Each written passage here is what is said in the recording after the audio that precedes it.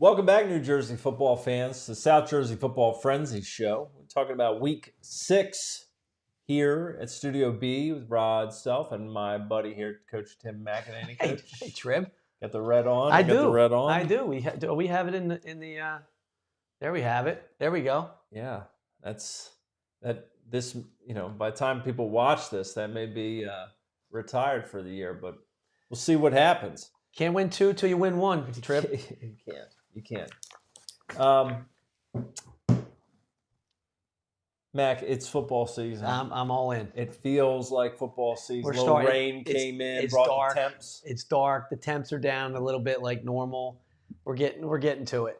We're getting there. I want to thank everybody who has supported the show, and if you're watching the show tonight, be sure to share it out. I want to remind everyone that the show is brought to you by our presenting sponsor, the West Jersey Football Coaches Association, established to promote, improve, and unite football in South Jersey. In less than 4 years, the association's done just that. They created the Battle at the Beach and dedicated themselves to helping others. They've donated more than $100,000 to a variety of causes, including the National Football Foundation and Touchdown Club of Southern New Jersey. Thank you, West Jersey Football Coaches Association, for your sponsorship of this show. Also got a shout out to our buddy Dave O'Sullivan, the founder of South Jersey Glory Days. Sully's the reason we have this platform on Facebook for you to watch. Visit his new look site, sjglorydays.com, for all high school sports coverage. You read my columns from Friday night there. Of course, Studio B, D2 Sports Network, last night had a great show with By the Numbers with Chris Baker, Kevin Emmons. Chris Baker, thanks for compiling the stats for this show as well. So be sure, if you're on the YouTube page or your D2 Sports Network, you browse around and be sure to catch up on that last night. Terry Cooks had a big year for Eastern. He was on there last night. Yeah, and, he does. I believe Elijah Glover, who's a guy at Pleasantville, this guy took over the team with like 2 weeks before the season, right? Right. And yep. I mean, he's done a pretty good job.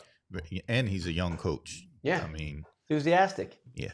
You need that. Athletes and enthusiasm go a long way in high school football. Players and enthusiasm. Enthusiasm is important, Mac. Enthusiasm. Yeah, let's bring some enthusiasm. Who is Untouchables, right? Yeah. Al Capone. Yeah. Enthusiasm. Enthusiasm. I like it. I like it. And Mac, yes. We had a couple rivalries we talked about last week. You were my game of the week and the game you were going to. Right. Both of them, the teams coming in that we thought might be slightly favored, or I think we even had them ranked, had lost 5 in a row to their rivals, both of them. That being Shawnee against Cherokee, and that being Haddonfield had beaten West Deptford 5 in a row. So we thought West Deptford, they started out undefeated. Shawnee, couple big wins. Cherokee team kind of up and down. You're thinking, well, Shawnee and West Deptford, these are times to get right against your rival. We were wrong on both counts, right? I mean, history repeated itself. Right, at West Deptford, right? Yeah. And at Shawnee. Correct. The rivalry upper hands remain with Cherokee and Haddonfield. The game I was at, Haddonfield wins this thing 29-14, and Mike Keenan, I couldn't have been more impressed with that kid.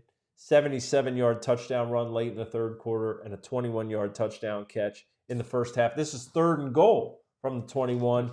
He catches that, gets in the end zone. They were clutch.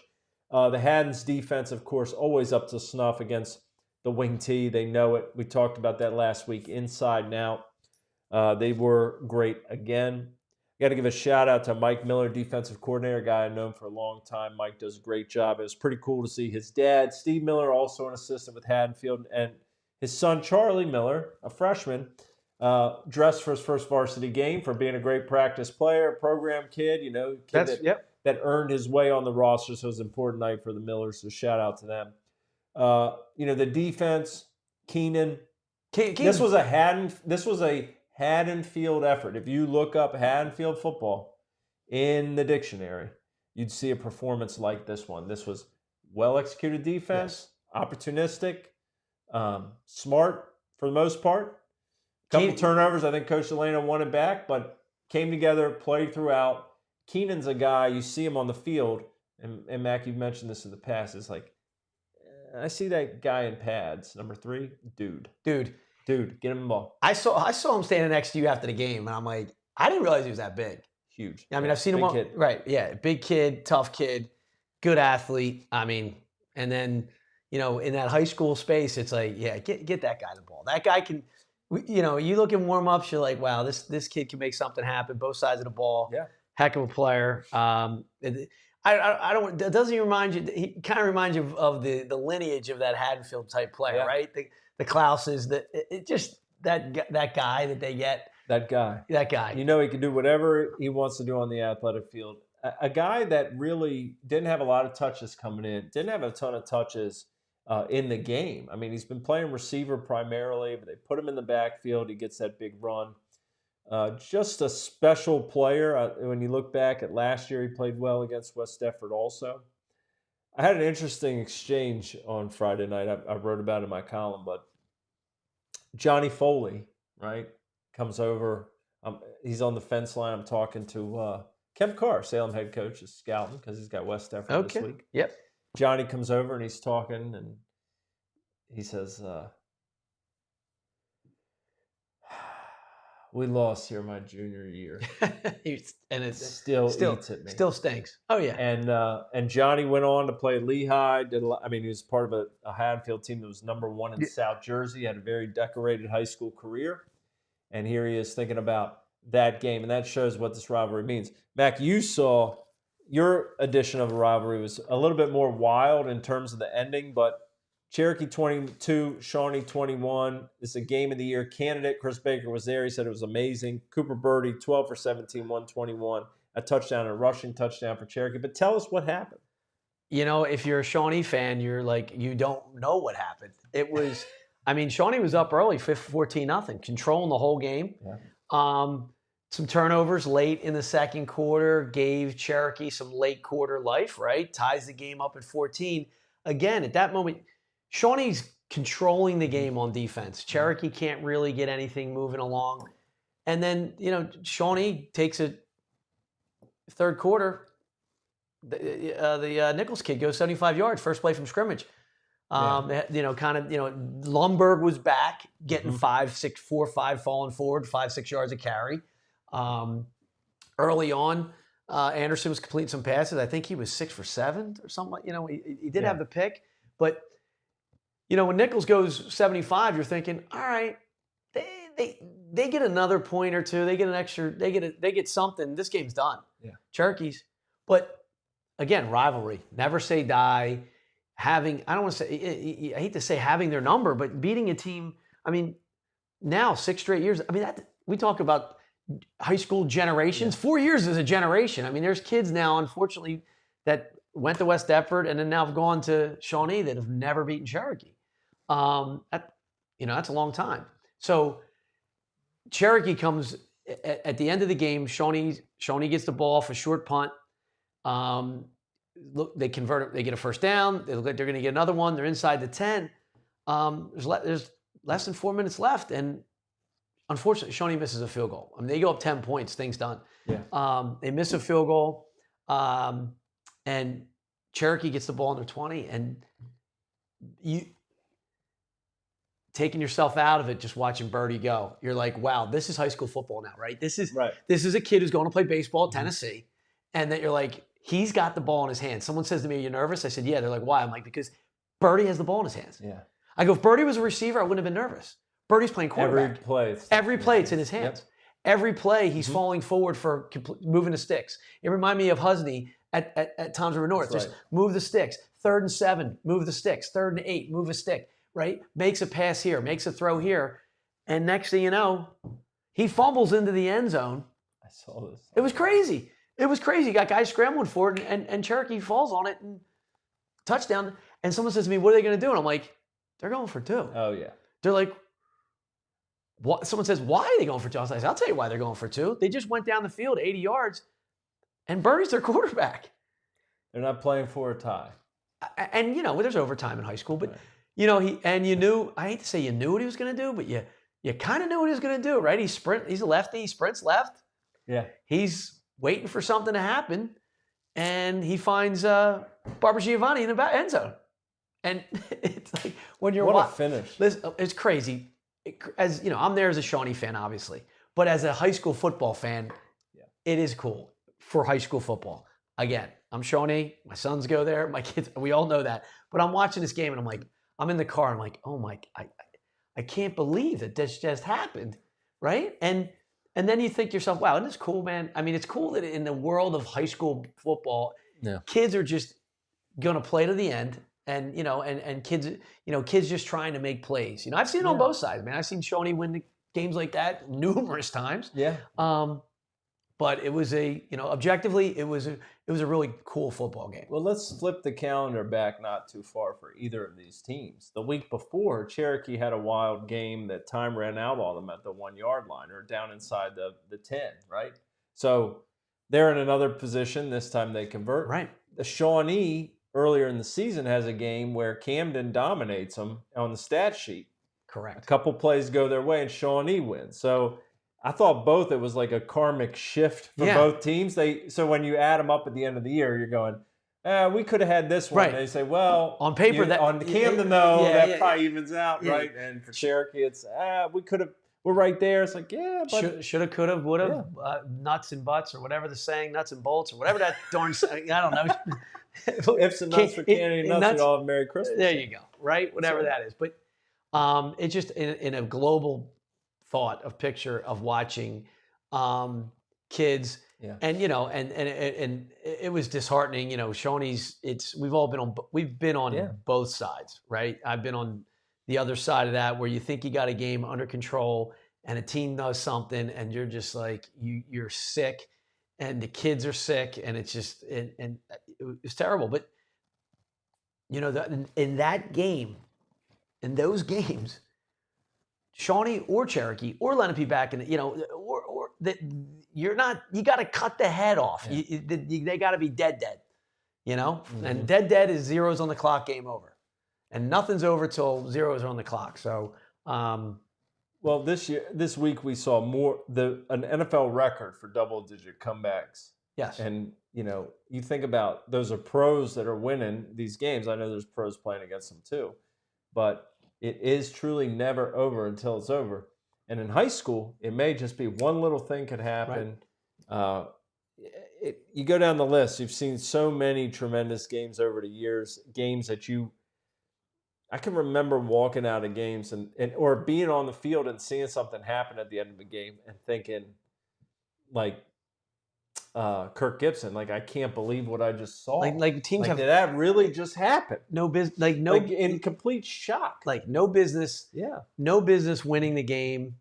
As I said, as a coach, as a player, I've been in spaces where we had no business winning games, and we won, and we had no business losing a game, and there's the ones that don't go away as players and coaches. Just like John Foley sitting there on the sideline after his Lehigh career saying, "We lost here my junior year." Yeah.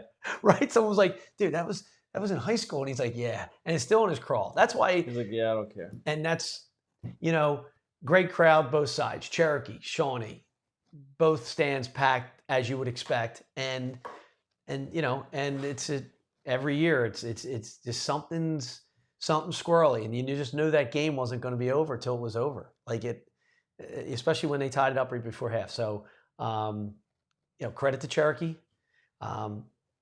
Shawnee, things happen, they'll bounce back. It's why you play. You get some games left in front of you. So, but we're here to talk about high school and like those are the things that you look back at. You more as the reporter, me. I'm a dad in the stands rooting for Shawnee to get a stop. Yeah, right. Because I saw I've seen all these kids that grow up. I've Nichols and Lumberg and Solomon, all those guys. And Cleaver, but just. It breaks your heart because they're just so devastated after the game. And because I coached in that district, I know what that feels like in those spots. But, they'll be back. We mentioned last week about Cherokee, and I would say the same about Haddonfield, that, going into those games, the rallying cry for them and for Shawnee would be that it's still Cherokee. And when they left Medford on Friday night, they were saying, we're still Cherokee. Right? Look, to me, I told you, I've said this on the show in the past. We had to beat two teams to be relevant when I got to Lenape. Yeah. We had to beat two teams. And one was Shawnee, and the other was Cherokee. And we did not beat Cherokee at Cherokee until my final year in 2017. That was one, like, you'd have to, you look back and you're like, until you beat Cherokee in the bowl, I mean, that was like almost like one of those, wow, we beat Cherokee at Cherokee. I mean, yeah, I'm a little nostalgic too because I grew up in the 80s and 90s where Cherokee's always been Cherokee. But I know there's places we all look around South Jersey, we say to ourselves, man, that's a tough place to win. And to your point about coaches, I see Coach Delano on Saturday. He's out scouting Haddon Heights on a Saturday morning, noon. Looking great, by the way, in his Haddonfield white quarter zip. Heck of a game. Heck of a game, both teams. On both accounts, both games, all 4 teams. Yeah, absolutely. It's great. And, it's great to see them spill it, as they say. Both teams. Yeah. I used to say to our guys, and I know I'm belaboring this, but I remember our first year, our kids would leave the field so upset after losses. And the parents say, because there were some close ones early, and they would say, "Oh, Coach, you didn't say it would hurt this much." I said, "Well, this is good. Because if you're not hurting this much after the loss, what it's telling me is it cares. Nobody wants to lose these games, but watching the kids who do lose, you see how much it means to them, right? You see how much they have invested in it. The West Deptford kids, they're not over it by the time they got home, right? And, I'm sure practice reflected it this week at West Deptford and at Shawnee. So they care. And, it stinks losing. But when you see kids lose, you feel terrible for them. But when you see how upset they are, part of you gets like, wow, it's pretty cool in a weird way. Nobody wants a kid to be upset, but someone's got to lose a game. And when they are upset, they care. Yeah, and I think too with, there's always criticism. This happens in every generation, but there's always criticisms about kids that, they don't care about stuff the way they used to. Right. But watch one of those games and that's certainly not the case. Exactly. Yeah, it's crushing. But you know what the good news is for both teams, West Deptford and Shawnee, it's the middle of the season. Those games are over. They may stick with them forever, but there's plenty of football ahead of them, and there's bigger games, even though it doesn't feel like there's bigger ones right now. Or that it doesn't. Last Friday, it didn't feel like there was any bigger game, and that's how they should treat it. So we got a lot of games to cover. There were some interesting results. There's stuff that, you have to almost see it to believe it. We got some great knots of the week. We got a big game of the week this week. There's plenty more when we talk about South Jersey football, and that's exactly what we do here on the South Jersey Football Frenzy Show. So stay tuned. We'll be right back with our second segment, reviewing last week, right after this. The West Jersey Football Coaches Association was established to promote, improve, and unite football in South Jersey. In less than 4 years, the association created the Battle at the Beach and has dedicated itself to helping others. The association has donated close to $100,000 to date to provide scholarships through the National Football Foundation and the Touchdown Club of Southern New Jersey. The group has also donated to the charity Philly Faces, which helps those in need of facial reconstruction surgery. Thank you to the West Jersey Football Coaches Association for their sponsorship of the South Jersey Football Frenzy Show. The South Jersey Football Frenzy Show is also sponsored by Capstone Medical Services, a dedicated team of experienced healthcare professionals with a strong presence at the youth, middle school, high school, collegiate, and post-collegiate levels.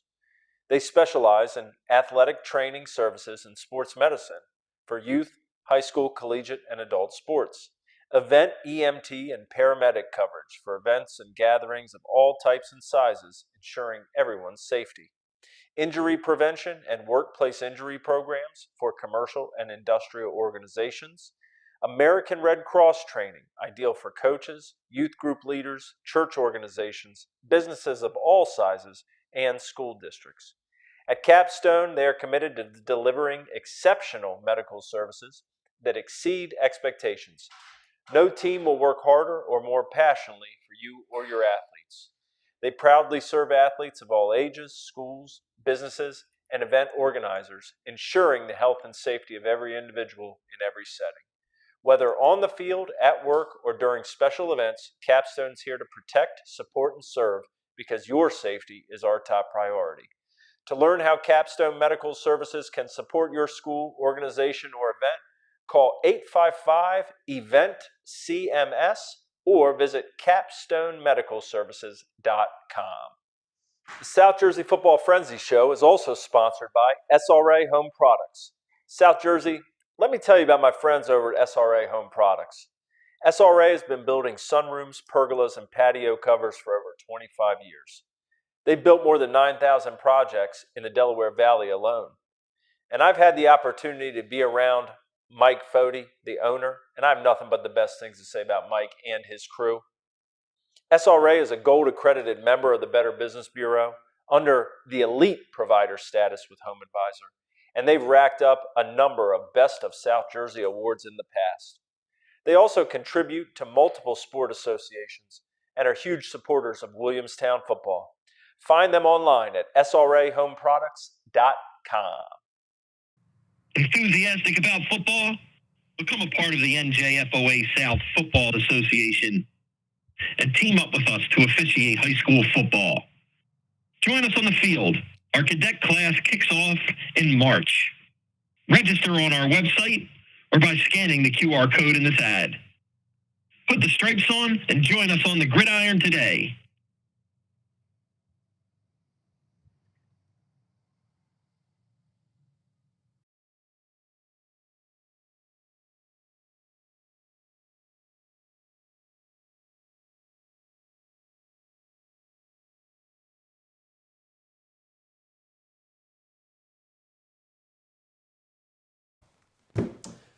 Welcome back, sports fans, to the South Jersey Football Frenzy Show. I'm Mark Tribble here, joined as always by Coach Tim McEnany and Rod Self at Studio B. We're going to talk about what happened last week that we run through here on our slightly more than 2-minute drill, but we got a lot of interesting action.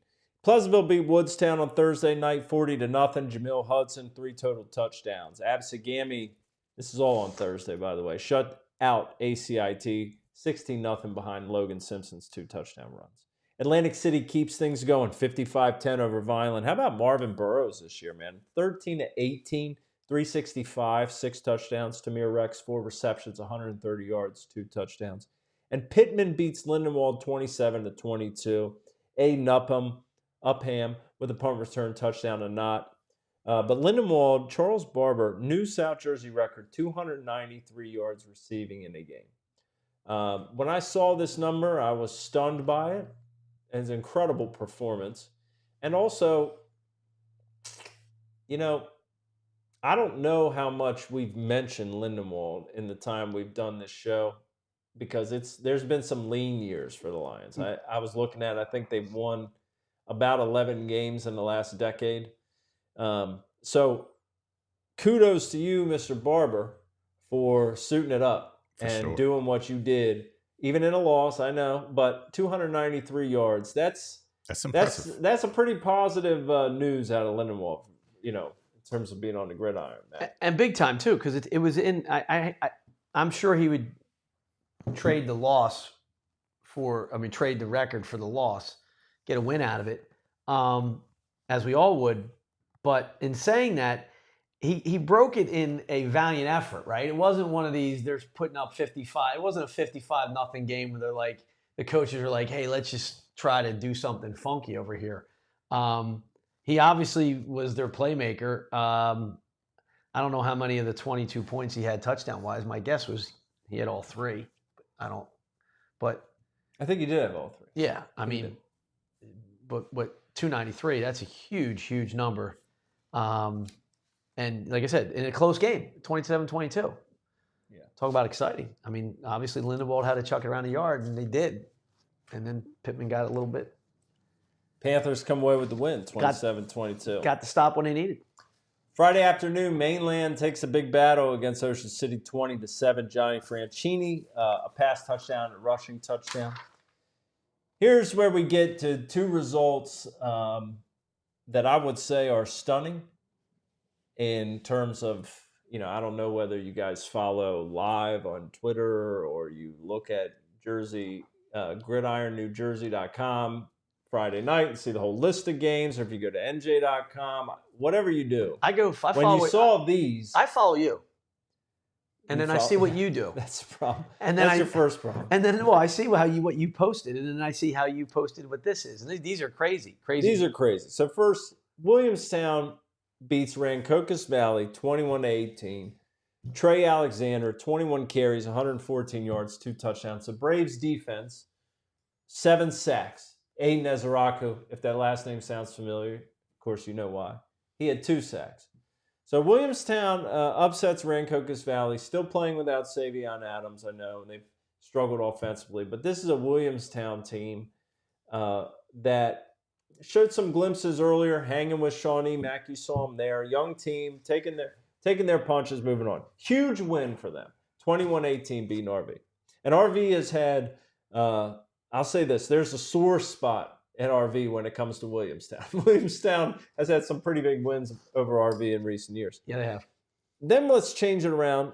So 2 weeks ago, Timber Creek beat Williamstown 26-7. Okay, a low point for Williamstown. They had, like I said, they had floated up a little bit. They lose 26-7 to Timber Creek. Timber Creek on Friday night, Willingboro beats them 53-6. James Pemberton throws for 4 touchdowns. Zahir Bryant, 4 receptions, 129 yards, 3 touchdowns. The moral of the story is how quickly things can change in a couple of weeks. I mean, Rancocas Valley, and I know, they're missing the quarterback. Everybody knows that. We had them at number 2 in South Jersey. They've lost 2 in a row. Williamstown beats them a couple of weeks after losing by 19 to Timber Creek, who loses by 47 to Willingboro. I mean, you can never predict these things, man. That's baseball. That's baseball. That's baseball. It's high school. I don't know all the stats on the turnovers, the knots, or just forget the knots, the turnovers. Because usually these type of things, something tells me Willingboro obviously won the 10. If there were turnovers, they won the turnover battle. Again, high school. You don't know who's suspended, who's hurt, who they're sitting. There's no reports like that. You don't know whose girlfriend broke up with who before the game an hour before. I mean, people don't understand how much stuff is going on in that locker room an hour, 2 hours before a game. Whose mom and dad are going through something, and Johnny's going through something, and whatever it may be. So, good for Williamstown. Good for Willingboro. Big win for Coach Fusel. I mean, it's just very big win for both. Just stunning results. Yeah, Williamstown. Yes, huge. Burlington Township and Burlington City, this is a game had a lot of hype. A lot of people were pumped up. It lived up to the billing. Burlington Township wins 8-0. Were we thinking that? City. I don't know if we were thinking that. We knew there'd be defense being played. I knew defense for Burlington Township would be strong for them, and Aiden Binns would be strong for them, and he was again. 32 carries, 179 yards, and a touchdown. You can't say enough about what Burlington City's been putting together this year. I mean, this is a team in Burlington Township that's undefeated in Group 3. I've seen them up close and personal. They're very, very good, very talented. Burlington City is right there with them. One possession game. It says a lot about Burlington City, and I'll tell you this too. Coming into this year and looking at some of the results, a lot of folks have said in South Jersey, our traditional Group 1 teams, right? By traditional, I mean Paulsboro, Woodstown, Salem, Pennsgrove, of course, Glassboro is excellent, is down, right? There's Glassboro, then there's kind of just everybody else. Usually there's a couple teams in that. Well, Burlington City is that second team this year. I think that's clear from what we're seeing here and what they've done. So, I think it's, look, 8-0, that's a heck of a game. Yeah, it is. And, what's Township? Group 3, right? Yes? 3? Burlington Township, yeah. Yeah, Burlington Township Group 3, yeah. So City, they're going to take some good things from this. Obviously played really well in defense. Needed, getting shut out to no good. But guess what? I mean, Township's got a really good defense too. So as does City. This can only help them come playoff time in that Group 1 sector, as you said, because they're going to be playing, to your point, it's Glassboro usually right now and everybody else trying to get there. Yeah, you're probably going to run. I mean, at some point, you keep winning in the South and Central, however it shakes out, you're going to run into the Bulldogs. So that's something to look forward to come playoff time, is possibly seeing these two teams collide. Riverside beats Bishop Eustace 36-0. Our guy, Terrence Barnes. What's his nickname, Ron? T-Bird. T-Bird. He's tearing it up. 12 carries, 168 and a touchdown, 2 receiving touchdowns. Dean, Potts, and Pans, 2 passing touchdowns and a rushing touchdown for the Rams. Beautiful helmets for the Rams, by the way. This is the most we've talked about Riverside in a while. Yeah. Seems like they're stringing along some really good games. Kind of impressed right now. Well, the job Coach Van Siver's done there, they won their first playoff game in forever, I think, last year. Forever. It's a long time. Somewhere around forever. The job he's done. Now, he went there, right? The job that. See, I don't know that. But where'd he go to? Okay. I don't know that.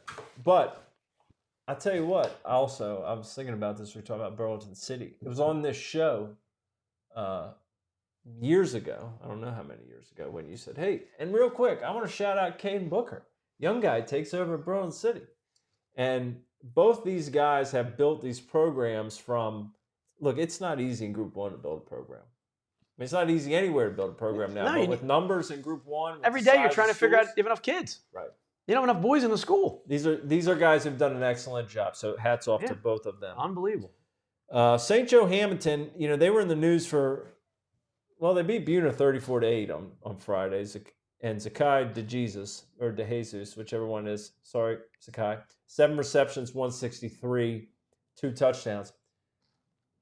Good win over the Chiefs. Bigger news came out of St. Joe last week, though, as Sal Marquez is named the coach for next year. And former Delsey great, won a lot of games, won a lot of championships, headed to Hamilton. I would say he's always Delsey great. Yeah, well, yeah. Sal has, and he's got a new task at hand, right? He's going to try to head up, or is going to head up the Wildcats. Different animal, Delsey. Very different, right? St. Joe's different animal than the public school Delsey. He's going to take his whole staff, his guys. They're all going to go down to Hamilton, and I'll say this. Somebody mentioned this to me last week, a friend of the show. If I told you 10 years ago that Paul Sacco is coaching at Holy Spirit, Pete Lancetta is coaching at Lancetta is coaching in Hamilton, but it's not Pete. He's coaching at St. Augustine. Pat's at Hamilton. And Sal's going to be the head coach at St. Joe. How quickly things can change. Glenn, you're not going to Collingswood. Right. Oh, my goodness. Speaking of Collingswood, they beat Sterling 31-14 in that rivalry match. Terrence Goffney, 20 carries, 205 yards, and a touchdown. Cedar Creek keeps it rolling. They beat Oakcrest 35-6. Amir Dunbar, 21 carries, 190 yards, and 3 touchdowns. Northern Burlington quarterback Brent Walulak, I know I got that wrong, 11 of 15, 197 yards, 3 rushing touchdowns. He also distributed the ball pretty well in this game. They beat Allentown 43-6. He completed a pass to 8 different guys. That's impressive. That doesn't happen too often. No. Washington Township, they keep on doing what they've been doing. They beat Lenape 48-0. Cole Aquino, 2 passing touchdowns, a rushing touchdown. Colin Beeler, 3 rushing touchdowns. If you invested in cannon powder in Washington Township this year, was a good investment. Yeah, and then flying off the shelf. Yeah, and if you invested Cole Aquino too, he's a good investment too. He's one of those kids that we talk about during the show, like just a player. He's a dude. Yeah, he's a dude. Absolutely, he makes things happen. How about Eastern? Washington Township is a big school. We expected big things from Eastern this year. Is putting together a really nice campaign. It wasn't exactly on the front of the radar. We talked about Terry Cook joined the show by the numbers last night on D2 Sports Network. They beat Trenton 35-7 last week. Nick Cureri 15-22, 242 and 4 touchdowns, and Terry 6 receptions, 109 yards and 2 touchdowns. So Eastern, I think, is 4-1 right now. Yeah, they are. So the Vikings, Coach Bolin, doing a good job down there, and it's good to see them back in the mix. Triton beats Cherry Hill West 28-21. John Pettigrew runs for 2 touchdowns. He's had a great year for the Mustangs. Paulsboro 6, Shalleck 0, Maple Shade 38, Palmyra 6. Notre Dame beats Highland 21-zip. Kingsway 33, Hamilton 0. Cole DeNick rushing touchdown, pick 6 also. Cinnaminson 20, Florence 0. John Manetti 1 receiving touchdown and a rushing touchdown for the Pirates. Delran gets back in the win column after their tough loss to Burlington Township. They shut out Heightstown 45-0. Vinny Sacca throws for 2 touchdowns, carries it 8 times for $155, and runs for 3 more. The Delran defense has 6 sacks. Cherry Hill East 42, Clearview 0. Josh Greenberg 153 yards passing, 2 touchdowns. Ryan Moyer and Jaden Green each rush for touchdown. Glassboro keeps doing what they've been doing. 56-0 over Deptford. They score a lot and they don't let up a lot. No, and their numbers are tied to very limited, It's a good formula. Like these numbers, I mean, I would like to see their yards per rush or per completion at the end of the season. Jack O'Connell, 4 for 6, 147 yards, 2 touchdowns. Okay. Amari Saab, 3 carries, 115, 2 touchdowns. He also had 3 catches, 120 yards, 1 touchdown. So he touched the ball 6 times and scored 3 touchdowns with 235 yards of offense. Well, he's pretty good. Devon Barr has an even better stat line. Yeah. Well, he averaged 50-some a carry. 2 carries, $103, and 2 touchdowns. So 2 for 2. I mean, they're spreading the wealth. I mean, guys are. It looks like Glassboro might have ran 10 plays the whole game. Yeah. Forget their yards per carry. They got every time they touch the ball, they got a touchdown. O'Connell threw the ball 6 times, right? Saab had 3 carries. Barr had 2 carries. That's 5. 4 completes. That's 9. Yeah. It looked like they had 15 offensive plays for 56 points. That very well may be the case. That's a lot. Jonathan Fernandez had a big night for Lower Cape May as they beat Egg Harbor Township 34-6. 9 carries, $101 yard. There's $1 and change. 2 touchdowns. Pennsville beats Pennsgrove 41-0. Ryland Hardy, 12 carries, 109 yards, 2 touchdowns. Bridgeton Downs Cumberland, a rivalry match there. Dante Howell throws for a touchdown, runs for another one. Aaron Eubanks has a scoop and score for the Dogs. Princeton 19, Holy Cross 14. Hopewell Valley 21, Seneca 14. Axel Bailey, our guy at Overbrook, 38-14. They beat Clayton, and he runs 13 times for 178 yards and 3 touchdowns. Saturday, you got Wildwood 21, Mastery Charter 18. Woodbury 32, Gateway 21. Rivalry. This used to be a Thanksgiving Day or Thanksgiving Eve game. Elijah Young, 9 receptions, 148 yards, and a touchdown. Blocked a punt for a touchdown as well. Salem 44, Middle Township 0. Kasir Muhammad receiving touchdown and a pick 6. Winslow and Camden.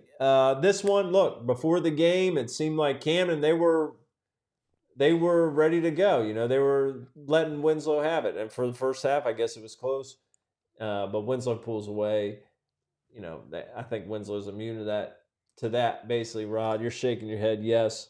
You're nodding. You're saying, yeah, that's wasn't going to matter what they said to Winslow. Yeah. Yeah, like you said, first half was a really good game. It's funny. I walked to the gate, go out, get a drink, come back, and somebody says, so what you think is going to happen for the second half? I said, well, a rivalry game like Camden-Winslow, which it is a rivalry. Yep. Both parties know each other.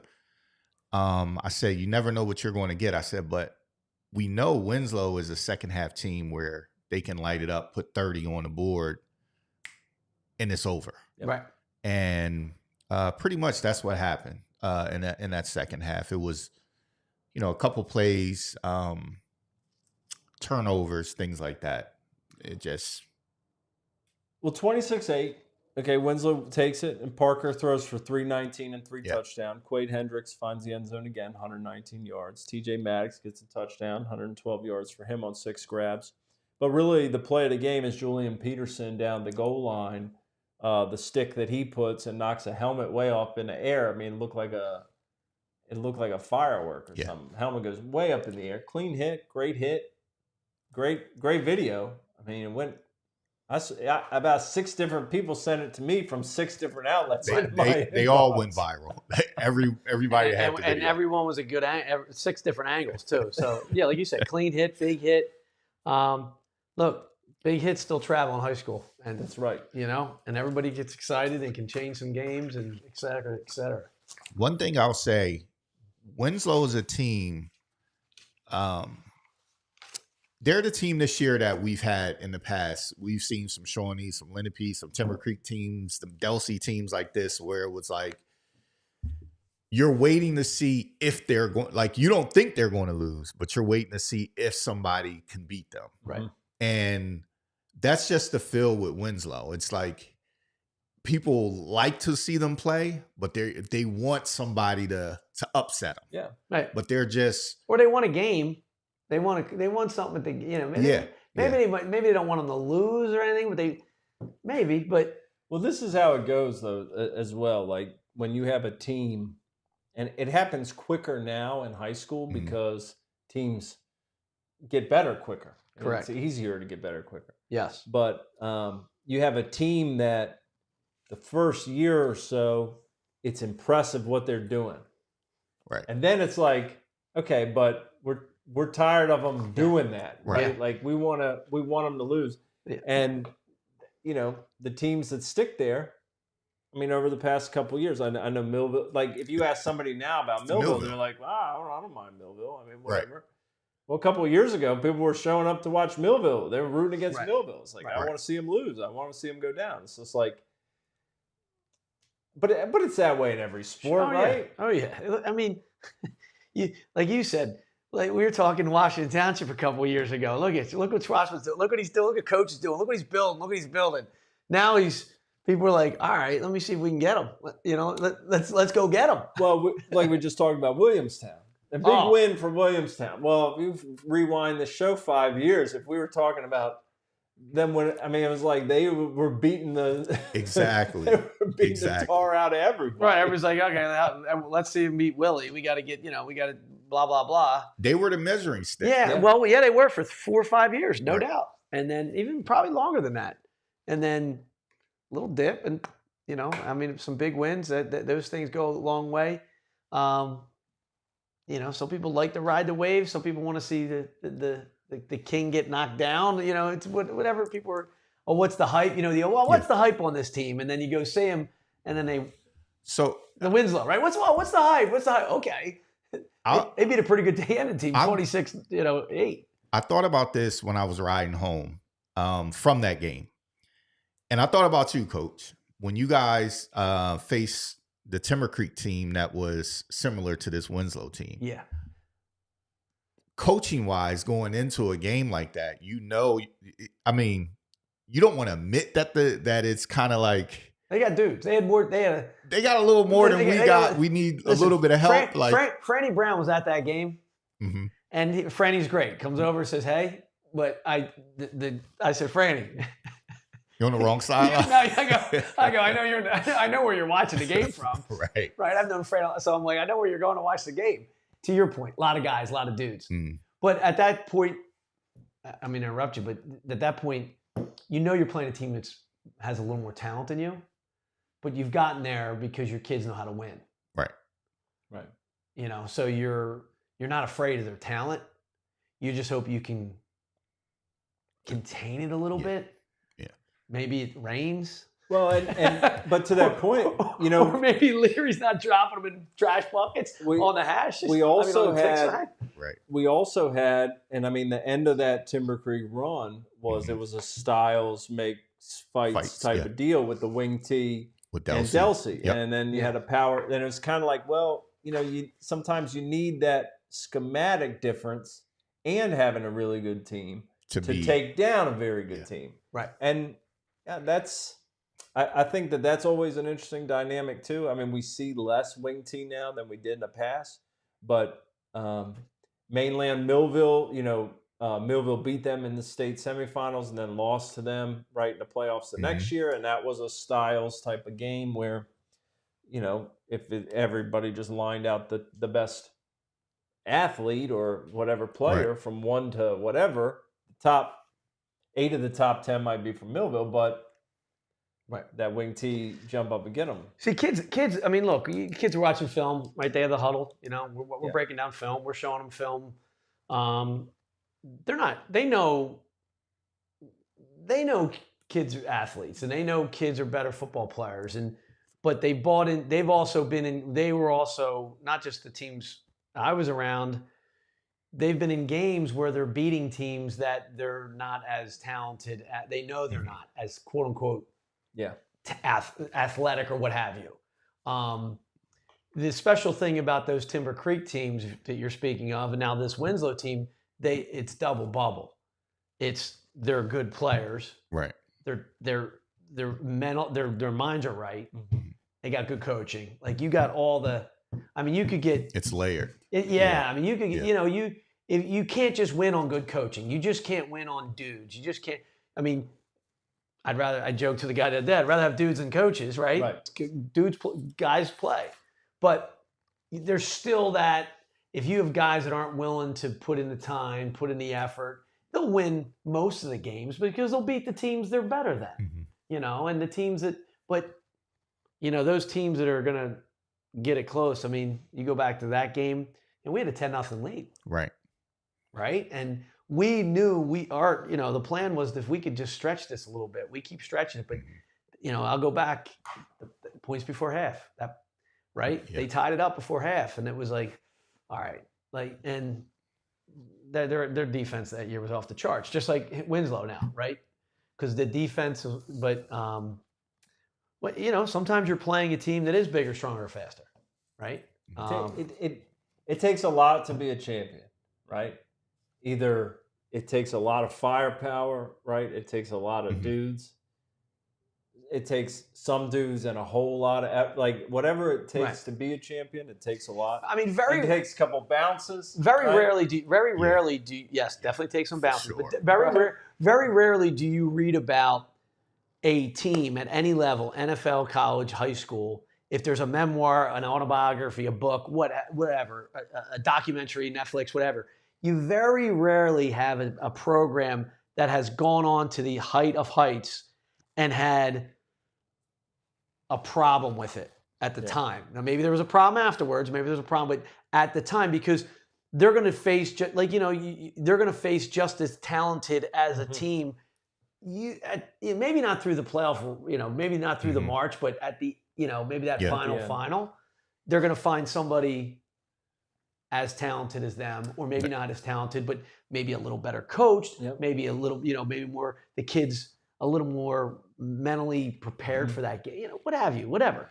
And a lot of times, too, in those documentaries, there's the first part is how did everything come together? How did this coach come in? And but then the next part is the year before, where Winslow played Mainland.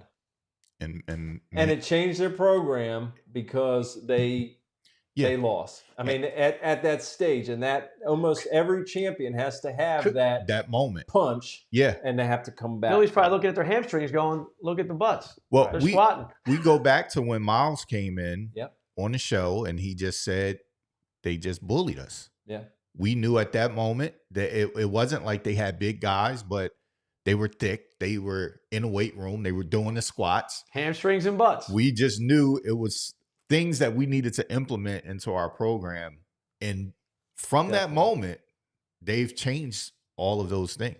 If you don't have that if you don't have that moment where you get knocked down at some point, whether it's everybody, you got to get knocked down. You got to, I mean, there are the freaks, we know, but you got to get there's got to be that come to Jesus moment, as we say. And, where, hey, we can sit here and say, well, this, that, and the other. We got to look in the mirror and say, hey, we got to do better at this. Right. We got to get better at doing this. Or we got to do some changes. We got to take advantage of the cards that we're dealt. What are we going to run offensively, defensively, et cetera? Off-season, weight room. Off-season weight room. Haddon Heights want to give a shout out to Montre Wright. Gets his first win at Haddon Heights as they beat Camden Catholic 35-6. Kevin Clark throws for 4 touchdowns. Saucon beats Camden Eastside. We talked about that matchup over the years last week, and they took it to Camden Eastside 27-0. Code Red. Audubon beats Gloucester Catholic 58-0. Nolan Figueroa 5 carries, 144 yards, 3 touchdowns. Ewing beats Kip 42-6. Steiner 41. Morristown, 15. And Bordentown 27, Robbinsville 7. I just saw it was the Courier Post Player of the Week. Well-deserved. Khalil Bangura, 4 interceptions, 1 return for touchdown for the Scotties. Wow. That's a big game. Don't throw that side. Yeah, exactly. We don't have Khalil's knot, but we have 3 knots that we're going to get to here. So let's go ahead. Knots of the week. Thank you, Ashley Franchini. Location, location, location. There's no better location than the football field, but for all your other real estate needs, call Ashley Franchini. Do not make a mistake when you're looking for real estate, folks. Reach out to Ashley at 609-233-6116 or at FranchiniRealEstate.com. Thank you, Ashley, for sponsoring the Knots of the Week. 820. Thank you, Ashley. Again, now, right away, Glassboro. This was not one of those touches on the offensive side, but this is one of the easier scoop and scores you're going to see from Maurice Davis Jr. Glassboro makes it look easy. I think the only thing that looked difficult was the celebration of the end zone here. How about Collingswood at number 2, Tasir Red? He's got 2 D's in his last name. Well, let me tell you something. I think the extra one stands for defense, Mac. The first one might stand for defense. Takes us to the house against Sterling. And number 1, Washington Township. We got a reverse pass here from Lenape. Parker Reese grabs this thing. He comes down with it, but then he fumbles. And our guy Isaac Parra says, "That's okay. I got it. I got you, man. I'll take it." So he had to intercept. So really wasn't a knot, Mac. I know you get technical about knots. I mean, it's a non-offensive. They were the offensive team. Yeah, they fumbled. I mean, I guess officially, if they, I hear you. I love knots of the week, and be sure to reach out to Ashley Franchini. There was no quarterback involved. No, there wasn't. That's a good point. There's no quarterback. Nobody handed the ball off or threw the ball. Reverse pass, it was interception. Reverse pass, interception. Recovery. Yeah, so but I don't really count the fumble because you don't. That's not a recovered fumble because Township fumbled. I'll say this. Correct. It was an interception and then a scoop and score from your own guy. Thank you, Ashley Franchini, for your sponsorship of our Knots of the Week all year. Reach out to her at 609-233-6116 if you have a real estate need. It's been that kind of year for Washington Township, and it's been that kind of year for Lenape. I mean, that play kind of sums up both. Yeah, that play was it was kind of sketchy. Yeah, that's not the way you want it to go down. No. We have one more segment here. We're going to go over what's going on this weekend, game of the week, and our rankings. So stay tuned to the South Jersey Football Frenzy Show. The West Jersey Football Coaches Association was established to promote, improve, and unite football in South Jersey. In less than 4 years, the association created the Battle at the Beach and has dedicated itself to helping others. The association has donated close to $100,000 to date to provide scholarships through the National Football Foundation and the Touchdown Club of Southern New Jersey. The group has also donated to the charity Philly Faces, which helps those in need of facial reconstruction surgery. Thank you to the West Jersey Football Coaches Association for their sponsorship of the South Jersey Football Frenzy Show. The South Jersey Football Frenzy Show is also sponsored by Capstone Medical Services, a dedicated team of experienced healthcare professionals with a strong presence at the youth, middle school, high school, collegiate, and post-collegiate levels. They specialize in athletic training services and sports medicine for youth, high school, collegiate, and adult sports, event EMT and paramedic coverage for events and gatherings of all types and sizes, ensuring everyone's safety, injury prevention and workplace injury programs for commercial and industrial organizations, American Red Cross training, ideal for coaches, youth group leaders, church organizations, businesses of all sizes, and school districts. At Capstone, they are committed to delivering exceptional medical services that exceed expectations. No team will work harder or more passionately for you or your athletes. They proudly serve athletes of all ages, schools, businesses, and event organizers, ensuring the health and safety of every individual in every setting. Whether on the field, at work, or during special events, Capstone's here to protect, support, and serve because your safety is our top priority. To learn how Capstone Medical Services can support your school, organization, or event, call 855-EVENT-CMS or visit capstonemedicalservices.com. The South Jersey Football Frenzy Show is also sponsored by SRA Home Products. South Jersey, let me tell you about my friends over at SRA Home Products. SRA has been building sunrooms, pergolas, and patio covers for over 25 years.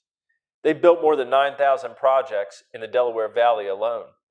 And I've had the opportunity to be around Mike Fody, the owner, and I have nothing but the best things to say about Mike and his crew. SRA is a gold accredited member of the Better Business Bureau under the elite provider status with Home Advisor, and they've racked up a number of Best of South Jersey awards in the past. They also contribute to multiple sport associations and are huge supporters of Williamstown football. Find them online at srahomeproducts.com. Enthusiastic about football? Become a part of the NJFOA South Football Association and team up with us to officiate high school football. Join us on the field. Our cadet class kicks off in March. Register on our website or by scanning the QR code in this ad. Put the stripes on and join us on the gridiron today.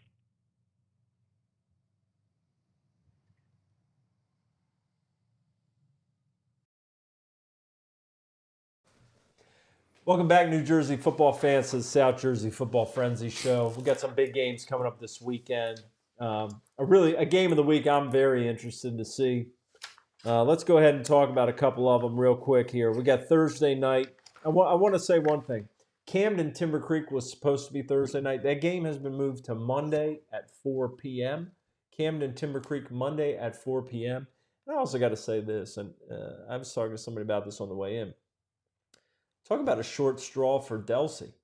Delsey has to play Monday. They had to reschedule their game for Monday against Millville. They lost. And then I think they have to play Thursday at Holy Spirit. That's not right. I think that's what happened.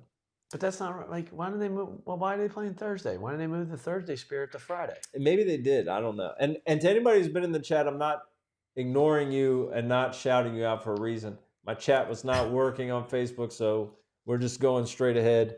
We're trusting you guys are in there. I think I know some of the guys who are probably in there. I know I saw Anthony was in there. I saw Chris was in there. I know Hector's in there. Some of this, Mr. Jackson's probably in there. Some of the same customers. So thank you all for watching and sharing this out. Jason Jambuzzi's probably in there. Mama Tribs is in there too. Oh, mom's in there. Good. I hope you enjoy the show, Mom. East at West, Cherry Hill battle, 6 p.m. Thursday night. This one I covered a number of times when I worked at the Courier Post. Always some crazy action in this. East would be a heavy favorite in this game, but you never know in the battle for the boot. They still play for. I was gonna say, still playing for the boot. I think so. Okay.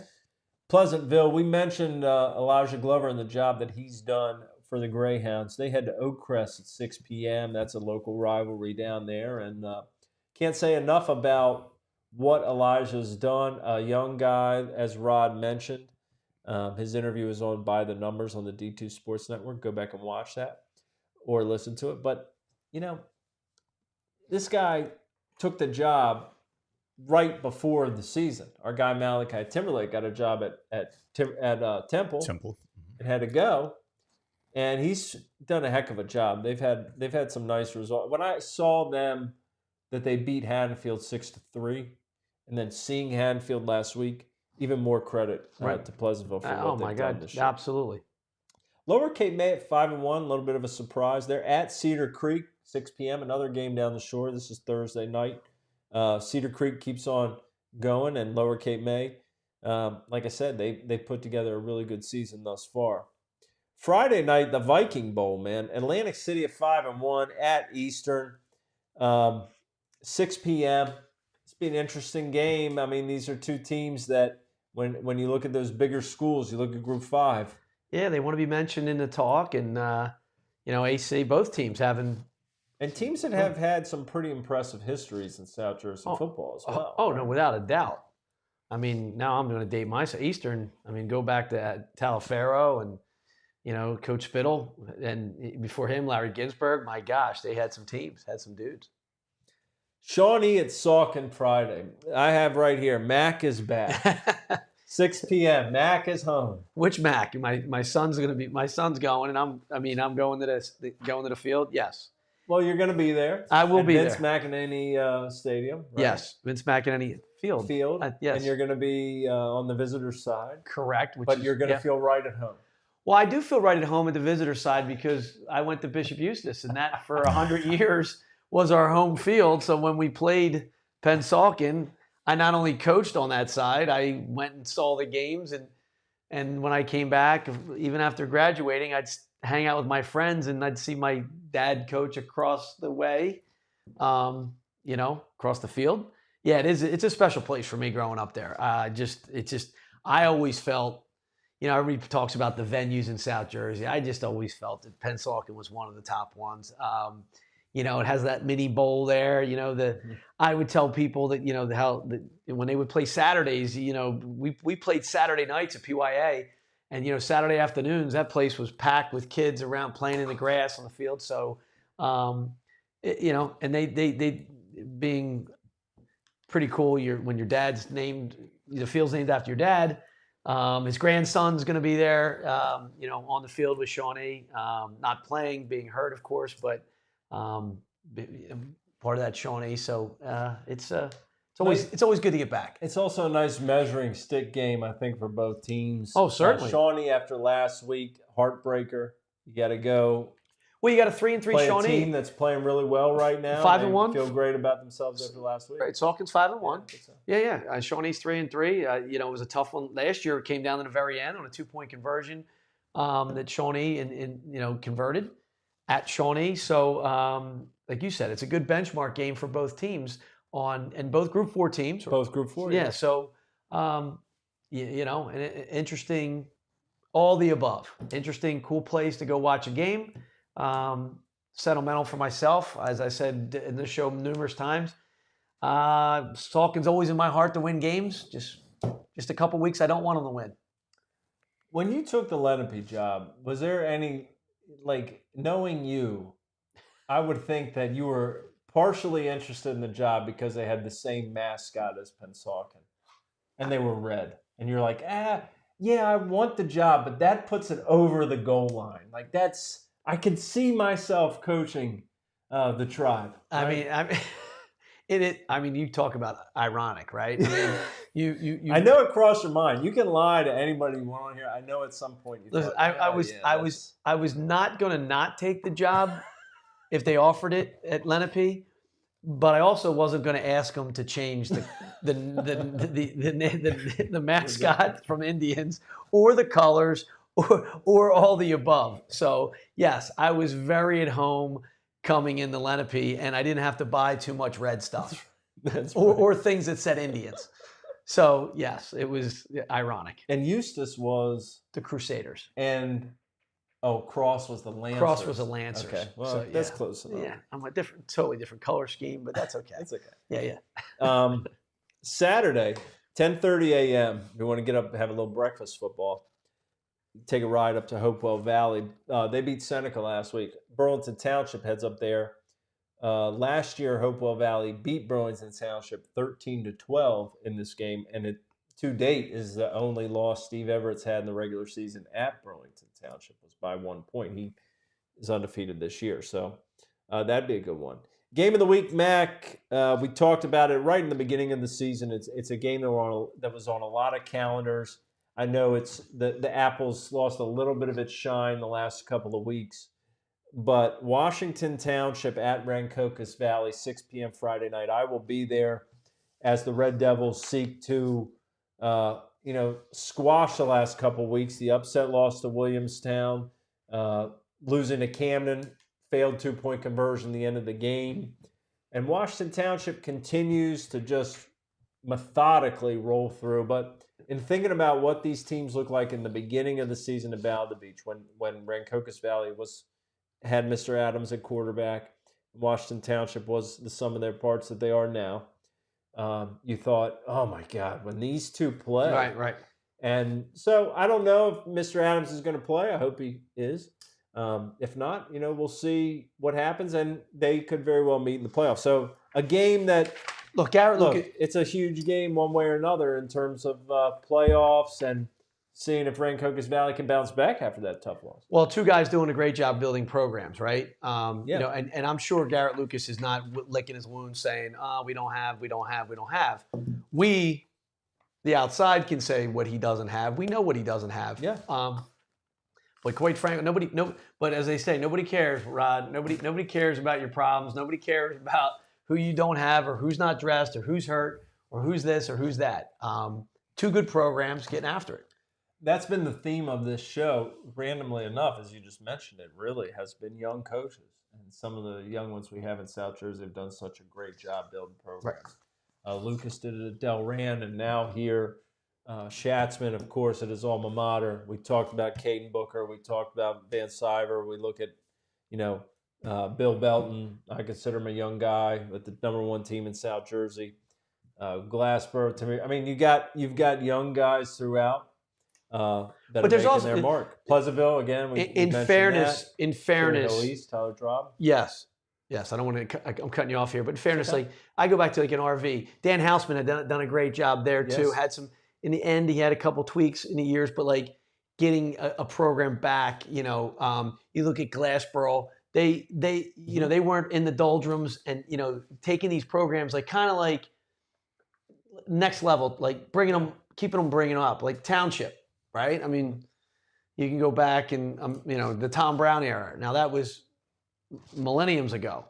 But the fibers in those programs to get, there's a yearning from the community to be good at football from some of these places. I remember 5 or 6 years ago, maybe this was pre-COVID or maybe right after. There were a lot of guys, I think if you listen them out, you say there's guys who, do they want to be doing this anymore? It was like some of the programs you knew, you're thinking, these guys may want to retire. We went through a span where really 80% of South Jersey's jobs changed hands in like 3 years. Yes. I mean, everybody, you're like, oh, this guy's 28, this guy's 30, this guy. Yes.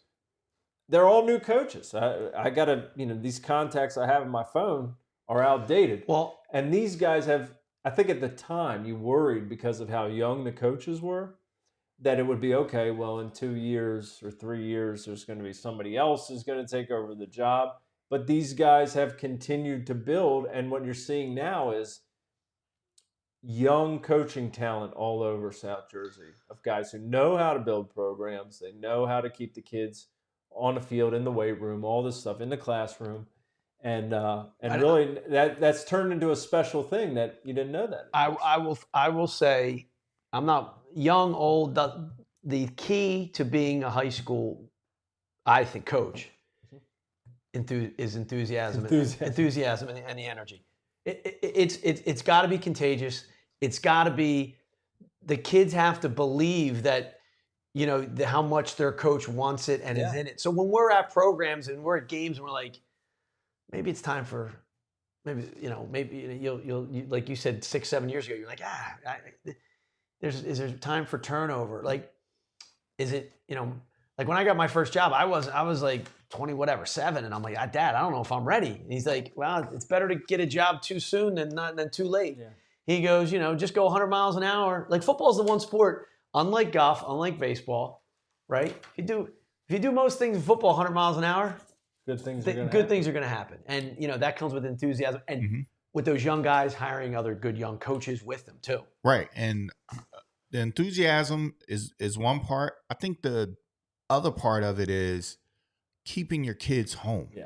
Oh my gosh. Right. Yes. I mean, they talk about that. I just think back when I used to take my son out to Ohio State camps, and I would hear Urban Meyer always say, the one state we have to win is the state of Ohio. Mm-hmm. Oh, no doubt. We have to build a fence and keep our guys. And I think that's true on a high school level as well. If you look around, I always say every high school has a player or two that somebody doesn't technically live there, right? Or grew up in that town. They may have moved there or something like that, right? But if you can keep your guys, majority of your guys from your town on your team, you will have success. The towns that allow their guys to leave, that's when it struggles. I'm gonna just say this. I look at where Eastern is, Eastern High School. That's a district that I used to coach in and things like that. Right. We used to see guys go to St. Joe's, and they used to go to Camden Catholic and Paul VI. Those were the better guys at those programs. I mean, well, there was a pipeline of Washington Township linemen playing for St. Joe. For St. Joe, for years. For years, right? Like that was the high school, the other high school in town, basically. Look, your parochials. That's what they have to do. They have to. That's how they quote unquote survive. They're recruiting kids to come to their school and to play football. Might be secondary, but they're coming to the school. They're coming to that school, whether it be Camden Catholic, Paul VI, Gloucester Catholic, Bishop Eustace. We know the parochial, St. Joe's, St. Augustine. You keep them right. We all know who they are. But to your point, you have to, in the public sector, in that market, you need to recruit your own. Yeah. Keep your own. I think my second phone call the day I got the job at Lenape was the head of Fleetwood football. Yeah. I said, and we came in and they were great. And they said to me, what do you want us to do? And I was like, no, what do you want me to do? What do we need to do for you guys? Right? Do you need to get on our huddle tapes? Do you want to come out? Do you want to come to our practice? Right? Do you need us to come to yours? Coach, you want us to? No, I don't want you to change anything. I want you to teach these kids how to block and tackle. Right. Or keep doing that. Because you guys are winning down here. Keep blocking and tackling. Keep blocking and tackling. Right? Because he's like, well, and they were great, and they were very like terminology wise. I'm like, look, we'll get to that. Like, that's the easy part. That's the easy part. Yeah. We'll call this for, you want to call it this, and we'll call it. We'll figure that out. But the other stuff of like, what are you teaching fundamentally? Blocking, tackling, and then, the synergies between programs, right? Coming to the games, going to their games, knowing the kids, knowing who they are, knowing, that's to your spot on, man. And you got to, those kids that are going to those programs, they want to see the connection. They want to see, I played at PYAA, and the kids at PYAA wanted to play for Pennsauken High. It was the deal. It's cyclical too in nature of, the private schools. They have to, like you said, they have to get guys. Well, eventually there's another school. There's different programs in those areas where, then that program falls off, and then kids. So it is cyclical how that works. But you're right, Rod. And I think when you look at young guys being able to galvanize and be involved and be embedded in the community is a big deal. I think when you look at our best 11 rankings here, we're going to go through them. You got guys who've been around for a long time and know how to get it done, and you got young guys who are doing a great job. So let's take a look, Mac. Our top 5 remain unchanged. You want to start at 1? Well, you already gave the top 5, so you might as well go the other way. The mysteries are all down at the bottom anyway. Yeah. 1, Winslow Township. They beat Camden last week. I think they play Camden Eastside this week. 2, Washington Township. I will see them at Rancocas Valley on Friday night in the game of the week. Number 3, St. Augustine. St. Augustine, the Hermits, keep doing what they've been doing. Number 4, Glassboro. We mentioned them. I mean, the gaudy numbers they've put up. Glassboro's, I'm sure Coach Breaker's trying to make sure everybody's locked in, even if they're not getting a ton of reps, right? Because there may be a game they need to get a ton of reps when the playoffs roll around. Correct. Number 5, Camden High hung with Winslow for a half. Camden's game for next week has been moved to Monday at 4 p.m. Rob Hinson, coach at Camden, of course. A lot of success at Timber Creek. That is who they're playing in that game there, number 5. Things change around a little bit here. Burlington Township, we said that Burlington Township dropped down. They won. Maybe you'll find your way back. They did. We got Burlington Township at number 6. They were 7 last week. Cedar Creek at number 7. They were 8 last week. Kingsway jumps up to number 8. They were number 10 last week. Atlantic City comes in from being unranked. They're number 9. Cherry Hill East was unranked. They're number 10. And Haddonfield was unranked. They're at number 11. Teams that fell out, just so you know, Shawnee, West Everett, Rancocas Valley, they all fell out of the rankings. And Haddonfield, Cherry Hill East, Atlantic City come in. Pretty good? Sounds like a plan. Sounds pretty good. I want to thank everybody for watching tonight, South Jersey Football Frenzy Show. We love doing the show for you guys. Thank you again to Rod and his company, D2 Sports Network. He gets it all done here at Studio B. I cannot recommend a first-class studio experience more than Rod's. Be sure to contact him for studio time. Anything you need, he will hook you up. Mac, we appreciate the time. You got the red on. I know you're ready. I don't have to be ready. Well, I know you're ready anyway. I'm hoping Aaron Knowles is ready. Enthusiasm. I'm hoping. Are you looking for some enthusiasm? Look, it's tough to stay spill-it in a baseball game, but Aaron Knowles got to give us good. I think 5 good ones. He doesn't hit. They got to hit. Luzardo gave him what? Look, 6 and 6. Sanchez gave him what? But I don't care about that. We start with the pitchers. The lefty's got to hit. The lefty's got to hit. If the guys who make the money don't hit, nobody makes the money. The lefty just need one. That's right. Just need one. One game at a time. Oh, I agree. I'm the same way. People are like, I'm like, look, you win tonight, then like we can talk about it. You win tonight, then you win tomorrow, then you come home for game 5. You win tonight. It's baseball. But who's to say that they can't win 3 in a row? Oh, it's baseball. If we are thinking, I'm going to say that the Dodgers are going to win 3 in a row. Well, that's true. So we can the odds in baseball say the Phillies win tonight, but even though the odds makers say no. Ooh, Lee Corso, wave us out of here. Should I cap it out? Yeah. Thank you for watching the South Jersey Football Frenzy Show. It's football season. Don't forget that. We'll see you guys next week, 7 p.m. right here.